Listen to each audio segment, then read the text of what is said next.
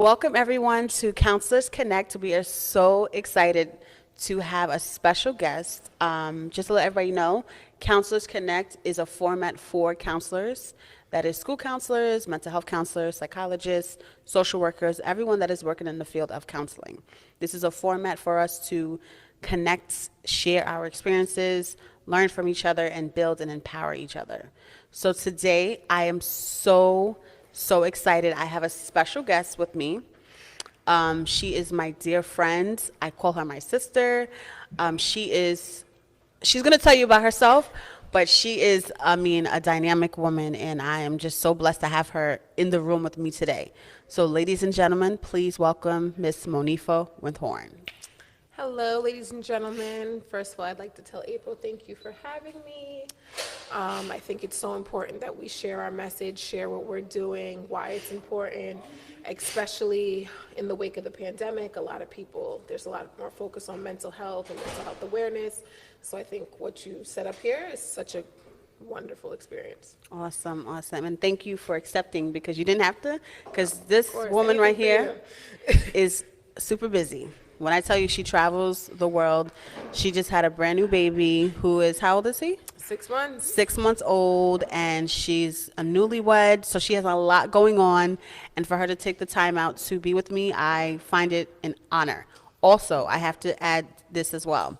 She is she's getting her PhD, so she just doesn't stop.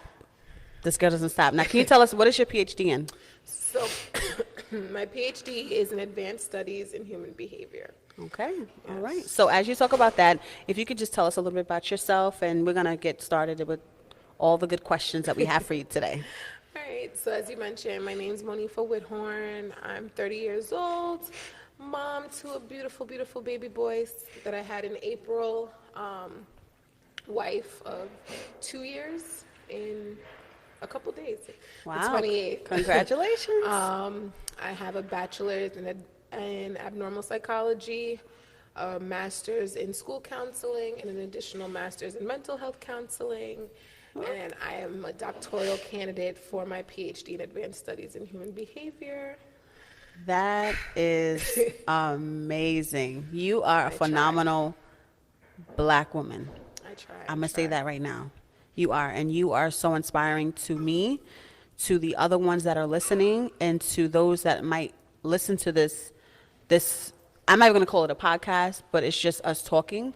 And you are so inspirational. And I want to just encourage you and empower you to keep going and keep changing lives every day. I try. So I want to ask you this. What population are you currently working with right now? So right now I work at a charter school in Hempstead with grades 6 through 8 in a 100% minority setting. Okay, and what does that look like for you? So not by design, but I only have children of color, whether they be African American, Hispanic, or other POCs. Okay.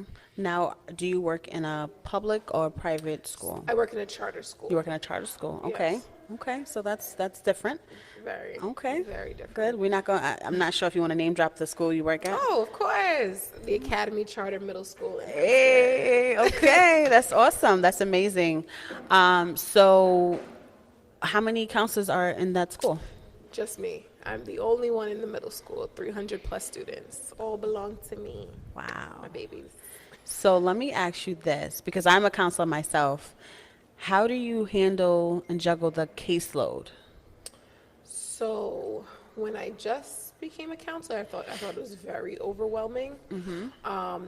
But through my practices, I've learned to triage students. So I make myself available to all my students throughout the day, but there are certain ones that I know for a fact need more support, and I offer that support. So I have an open door policy. My students know they can email me, not text me because I'm not. Okay. But they can email me, call me, get in contact with me whenever they need me. They can come down as long as they have permission, and I'm available to them. Okay. So, I mean, with 300 plus students, it's kind of hard to make everyone feel seen, but I try my best to constantly be in the hallway, constantly be seen. I'm always at events, even if I'm there after school. I try my best just so my kids know where I am. That is amazing. I actually just did something with a Jamaican task force. And when I spoke with them, I told them that that's something that's very important, was to make yourself visible. Because before I became a counselor, I know that that's something that they said counselors are always locked away in the office. They never know who their counselor is. They never get to see their counselor. So the fact that you're in the hallway, you're visible with 300 plus students, you're the only counselor, that's amazing. So let me ask you this. It's a little off topic. When do you take your lunch break? And how do you take your lunch break? Do you lock your door? Do you like step out the building? So it depends on the day I'm having. So ideally, I was always taught that you're supposed to, just for your mental health, even before I became a counselor, you're supposed to leave your workspace to have lunch, to relieve that stress and be away from work. However, that's not always the case with me. Right. I have a lunch, I call it a crew, that I usually hang out with coworkers that I de-stress with. But if the situation presents itself, I usually have a student in the room at the same time. So I'm still interacting with my students. It's a very rare occasion where I'll shut my door and need, a half hour, an hour to just eat. Wow. But I'm normally eating with students. I have snacks in my office. You have good snacks, you have boring snacks. Oh, no. Students know the good snacks My versus the bad snacks. love my office. I actually just Okay. replenished my stacks this week. I have Oreos. I have full-size Rice Krispie treats, Jolly Ranchers, chips. I have a fridge, so I have water, cold water, room temperature water, iced tea, ginger ale. My kids So you have live it set the up like life. it's a hotel, Yeah, basically. my kids live the life. Okay, so. okay. So you basically spoil your students. That's what you're Yes. saying. Okay. I don't. I try to make them comfortable because a lot Okay. of them, they're scared to ask for second lunch, or they don't want to seem. They do get snack at school, but they don't want to seem like they're asking for too much. So if you come to my office, take a snack, eat something. I don't Right. know Okay. their story, but That's, because we never know who's not getting something. Mm-hmm. So let me ask you this. I want you to tell me about, and everyone that's listening, about grad school. How was grad school versus now that you're actually in the field? Tell me the difference and similarities that you could find. So for me, grad school was looking for the words to describe grad school. So grad school was a fight for me. Grad school, there were several times that I felt like, I'm never going to get a job, or, this isn't the right field, or this is so predominantly a Caucasian field. Like, well, am I ever going to find my place? Am I going to be able to connect to students who don't share the same background as me? Am I going to be able to make that difference? And then the things that I learned in grad school, like I didn't feel like I got straight answers to my questions. I don't feel like I was very much prepared through grad school. I think everything that I learned in my internships. And by speaking to people who were actually counselors and seeing what their life looked like. Now that I'm in my position, I love it, honestly. I feel so supported by my principal, my assistant principal, the teachers that I work with, and being in a predominantly African American school, I feel like my story matters so much more to my children,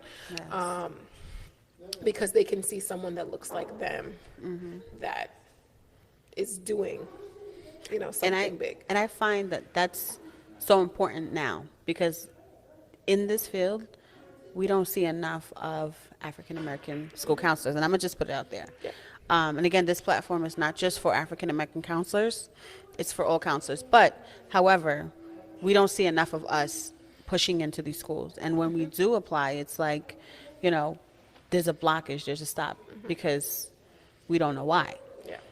And I feel like with this platform, we're gonna try to bridge through that gap, and we have questions for these schools, because we don't want, just like how you said, when you was in school, you felt like this wasn't going to be the career for you, because number one, you thought you wasn't going to get a job, and that's maybe what's in the back of someone's mind right now, who may be thinking about, what, I really love the field of counseling, but is this job promising for me, because there's not enough people that look like me in this field. Yeah.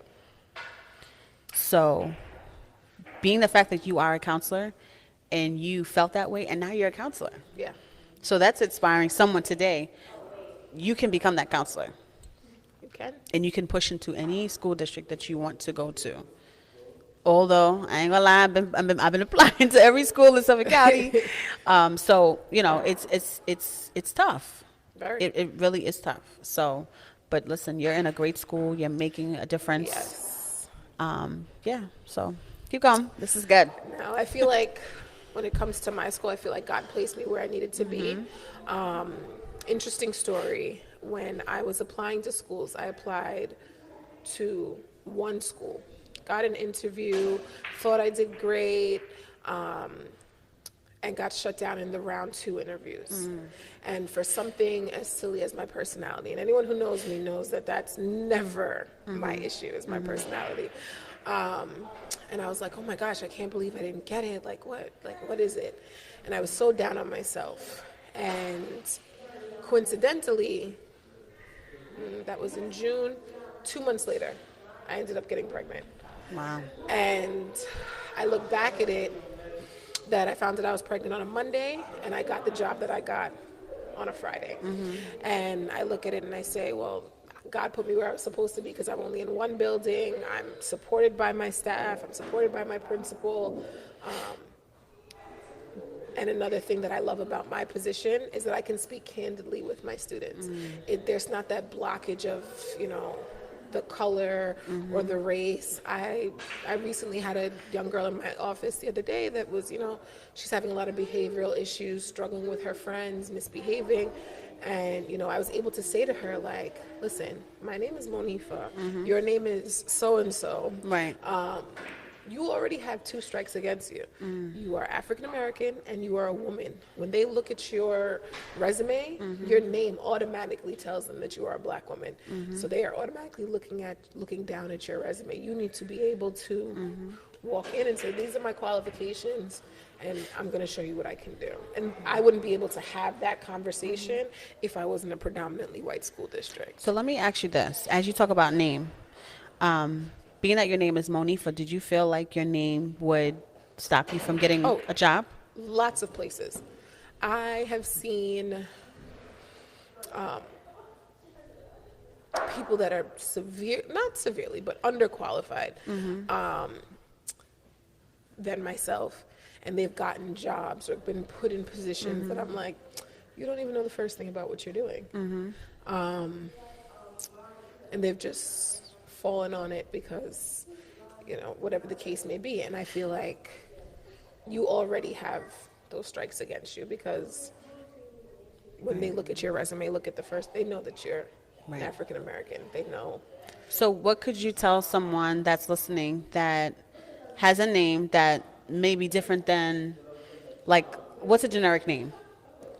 Ashley. Yeah, like a Ashley, or I don't know if April's a unique name, but that's a different name that is qualified.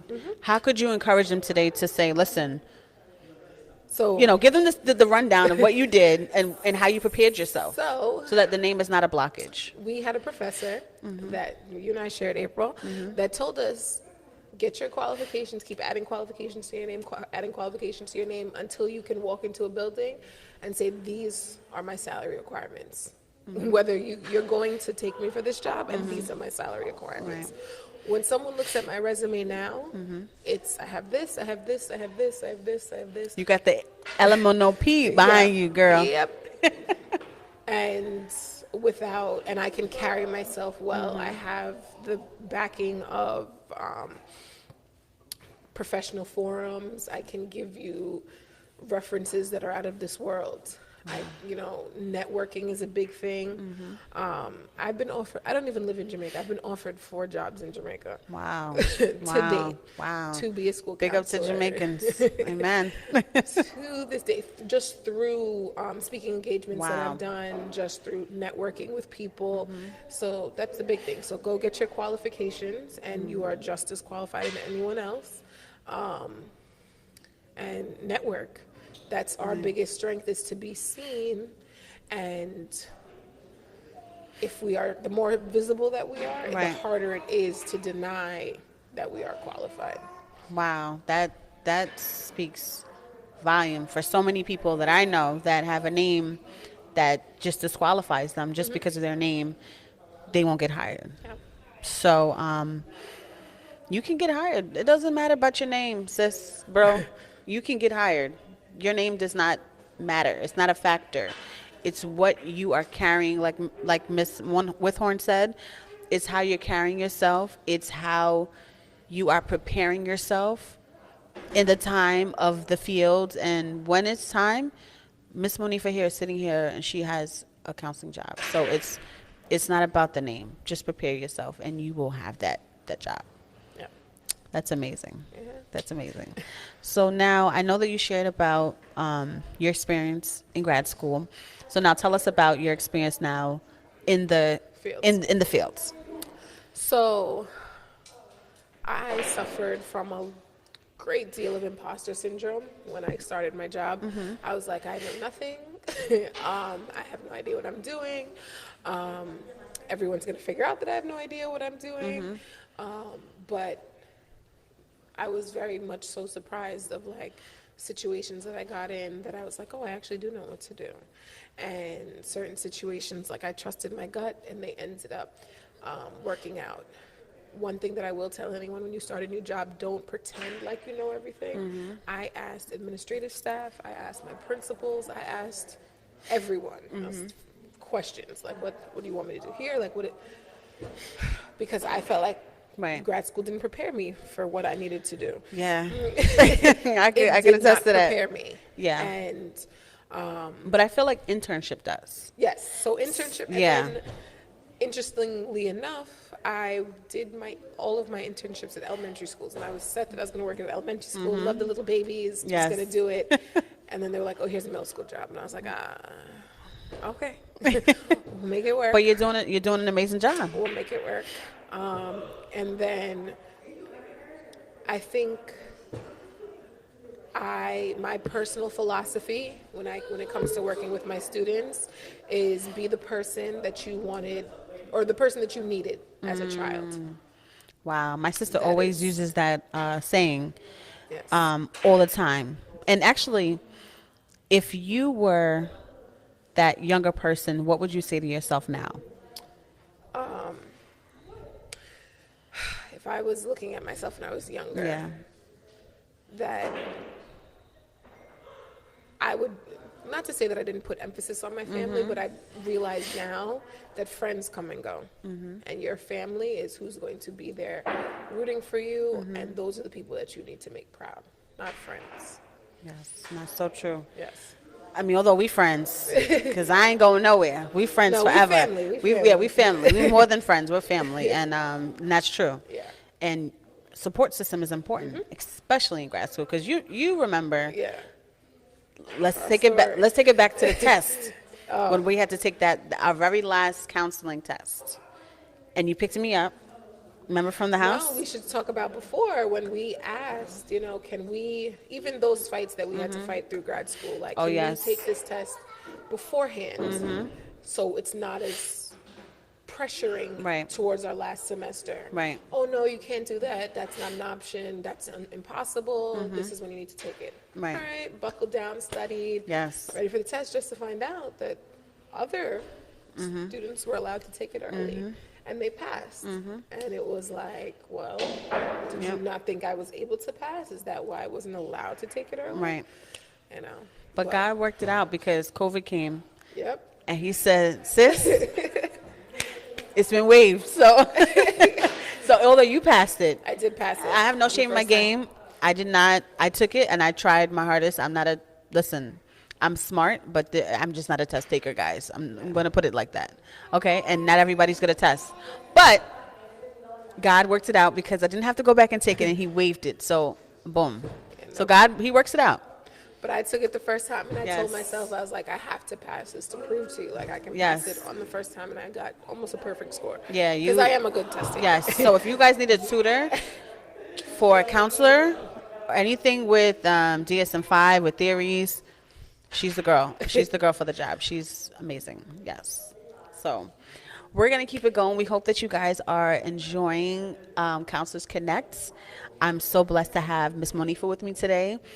This is, again, a format for counselors, by counselors, and we're just here talking, sharing, learning, growing, empowering each other.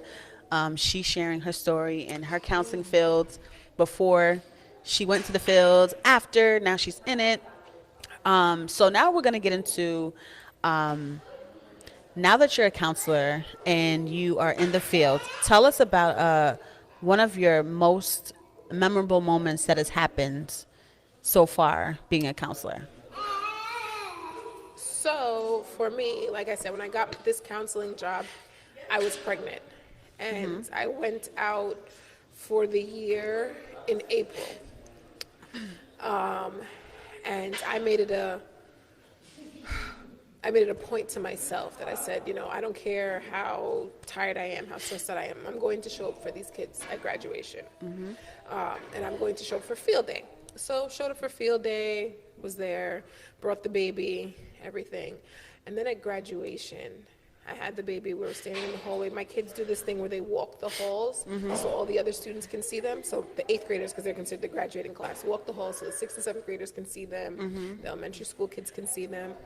And I had a kid turn to Jamal and say, Jamal, I did it. Aww. And I almost burst out into tears my goodness. Because I was like, not only did you feel like you need to tell me, but like the fact that, my child that you've never met, that's is powerful. Important to you. I was like, that's a connection that that means that you were listening to what I was saying and you felt like not only did I want the best for you, but I would want the same for you that I wanted for my son. Like, that's powerful. It was amazing. That's just one of the many moments that I've and you see when you could change someone's life like that, and especially on graduation when they walk in the hall and to say like I did it, because we, again, as counselors, we don't know the support system at home. We don't know if that student is getting, being told, you can go off to college, you can make it to the high school. Because a lot of my students that I have, I work in alternative high school, and a lot of my students are coming from first generation, that's never been graduates, never even seen a high school diploma, don't even know what it looks like. So for me, it's like to have my students get that diploma, it's a big deal. Yeah. And to have your students say to you, I did it, and then to look at baby Jamal and say, I did it, yeah, that right there is put me to tears. Aw. So we're almost wrapping this up, but we have a few more questions before we go. So I wanted you to inspire someone today. For someone that is looking to become a counselor or mental health, I mean, you got a lot of, she's a psychologist, she's a school counselor, she is a clinical mental health psychotherapist, and she's on her way to getting her PhD. So if there's someone, no, we're going to change that. You're not trying, you're doing it. You're doing it. So if there's someone that is looking to do this field, something inspiring that you can share with them on today, because you could just tell them. Be yourself. Don't feel like you have to fit into a mold. Don't feel like you have to be this cookie cutter version of what you think a counselor should be. Especially when working with kids. I do not work with adults. I refuse to work with adults. But especially when working with kids, they pick up on genuineness, and they pick up on when you're putting on a show for them. Leave all that show stuff for when you're in front of your bosses, but when you're talking to your clients, to your students, just meet them where they are. Be honest. I've had students come into my office. I'll be like, listen, Jamal kept me up all night. We're going to meditate. And when I say meditate, we're going to turn off the lights and we're going to take a nap. Yeah. And they will be like, all right, Ms. Whithorn, let's do it. And be honest. Don't try to, feed them a line. Don't try to overcompensate. And the students know. Yeah. They know when you're definitely fluffing. do. And they're like, and also when you're fluffing, they're not going to come back to your office. Nope. They're going to be like, she's fake. I need somebody I can connect with. And you ain't it. So. Yeah. So just be genuine, and you'll find your groove. You'll find your method and the best way of doing things. Yes, school prepares you for the technical journey and the book work. verbiage and the bookwork and Right. the theses and but when you sit down in front of a student, you sit down in front of a client, you'll figure it out. It'll come to you. Right. It's true. And I feel like as a counselor, you literally have to figure it out while the student's there. Yeah, winging it. You're saying whatever 90% comes, of like, the time. I mean, we're not just saying anything, guys. I promise you. To all the students, counselors, we're not just talking. But there's times when when there's situations and moments we don't really know, like, especially if we've never encountered a question or situation, we're like, or I'll get back to you. You know, and that's the number one thing too. Like, if you're not sure of responding to a student or even sure of something, I'll get back to you. Just tell the student I'll get back to you with an answer, or even with a staff member that may ask you a million questions, because there's teachers that may ask you. In the school, I'd be like, listen, let's look it up, because I don't know the answer. Yeah, because we don't know everything, and I feel like they think counselors, the expectation is we know everything. We're the ones that's supposed to be that person to answer all the questions, but we really don't know. So, like Miss Monifa said, we're gonna research it right there with you. We're gonna Google it, baby. As who said it? Who said Google it, baby? Tiana Taylor. We're gonna Google it, baby, and we're gonna get through this together. So, and navigating the journey as counselors, and that's what we're gonna do to help you. So, our last question. This one is geared towards the student. So, if you had a student right now that is listening, may not be your student, or it may be your student that's watching, what is something that you could share with them, a lasting impression? Like, let's say, like, right now, they're just feeling discouraged, or they're having whatever situation going on. What could you say to them right now that's going to uplift them? I would say that whatever it is, it may seem hard, but you're going to get through it. Difficult takes a day, impossible takes a week. Wow. Okay.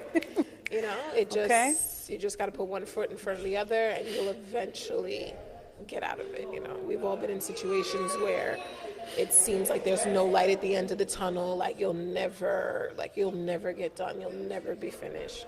And then you turn around and you're like, okay, I did that. Like, wow. You know, I remember when I sat down and I was like, April, listen, we're going back for that Exactly. second master's. Yes. It's just 1 year. It's just 1 year. And I have to tell you guys, it was a journey for me, guys, going back for my second master's. I'll tell you, I wasn't going back, but I had such a support system. My mom, my dad, my husband, Monifa, who was like, no, we're doing this. And when I tell you, it was like logging in, because it was during COVID. Yeah. Logging in was hell, because I didn't want to do it. Yep. And then I think we had a teacher that we was over it. Yep. By like the second day. But then I think after a while I was like, okay, no, she's all right. We'll get through it. We'll get through it. And we got through it. Yeah. We here you are, here we are. We got through it. And sometimes I'm like, how do we do it? Because you just put one foot in front of the other, showed up Yes. every week, and you did what you had to do. So And that's we what I would did say to my it. student, or any And student. a lot of people don't know that I was my son was like he was a little kid, like he wasn't he was even starting preschool, he was I starting remember. preschool. Yep. I left my husband at home, my daughter at home, like, you know, and people and a lot of people never knew I had kids, because people say I look like I'm 16. So when people found out that I had a whole family at home, they're like, you have a whole what? I'm like, yeah, I'm working a full-time job. I'm a teacher in the day, because I was a teacher before I became a counselor. So a lot of people don't know that. I was a full-time teacher in the day, coming to school at night, and in between being a wife and a mom. Yep. So, and I, like you said, I put one foot forward, and I was so focused. Again, I thank God for my support system. I thank God for you, Monifa, because I truly, and let me tell you what this girl did in grad school, y'all. She would write out, because the teachers would give us the rubric of what we had to do for grad school. Monifa had the assignments already typed out, like, this is what we have to do for week 2, week 4, week 6, and you literally kept me afloat. Yep, that's what we have to do, because we got to keep each other afloat, and you can't dim someone else's light to make yours any brighter. Right. Yep, I remember when we took that picture at graduation. Yes. All 4 Yes. of us, African American women got 2 masters, 2 Yes. plus. 2 plus. We're the babies. We only got yes. 2. I know. That's Yes. why they got 3. Yes. But it was such a great experience, and I literally and again, that's why this format is created, to encourage those that are looking to do this, because honestly, sitting here today, I never would have thought that I would have went back for my master's after having my kids and already my husband. Like, I'm like, okay, I'm done. But Just maintaining. But to have that push, and looking to see where I am today, and being an African American woman, and so many possibilities that could happen and that are happening for us. Yep. And it means so much more, because I remember when Naomi came to graduation and she looked at you and she's like, that's my mom. Yep. She did it. Yep. Like, woo. Yep. And your husband looked at you and was like, look at my wife. Yep. Like, she is on top of the world. Yep. I look at Jamal and I'm like, all right, we got to get that PhD, because you're going to tell them girls in the future, like, my mom is a doctor. She don't play those games. Yes. and you know, it's so funny that you say that, because when I look at my kids and I'm like, you know what? Although I've achieved enough, I'm like, I'm not done yet. Nope. Because I feel like I don't want them to settle for where they are. I want them to keep going for as high. Listen, the world is ours. The world is yours. Yep. You don't have to stop. And I'm not making this about degrees, because I know a lot of people don't like to talk about that, but you can obtain whatever it is that you want to obtain. It doesn't matter if it's a degree, if it's going after that job, that car, whatever it is, you can do it. The sky is the limit. It literally is. Like, and this one thing, while you're climbing, please, April, you're definitely a big advocate for this. Do not forget to reach back. Yes. And to give back to your community. Look out for those that looked out for you. Push into your communities, give back to your community. Share your knowledge. Exactly. Share where you are, because someone might just need to hear it. Exactly. Someone might need to know that, like, yeah, they can Exactly. do it. Exactly. Listen, we have a great assignment for us, Miss Monifa, because we're just getting started. We're brand spanking new counselors, guys, and I feel like we're gonna do so much in this time. Although people may like, oh, they just started, but no, we know what's out there. We don't need to be in the field for 20 years to make a difference. Nope. We've been counselors for 3 years, and I feel like we're gonna make a huge difference for the lives of many children, many students, many staff, administrators, everyone that we come in contact with. And I'm truly blessed to be sitting here today with you. Oh, April. Counselors Connect. Woo. Woo. So thank you guys so much for tuning in. I appreciate you guys. I love you guys. Stay blessed, stay beautiful, and let's stay connected. Hope to see you next time. Bye.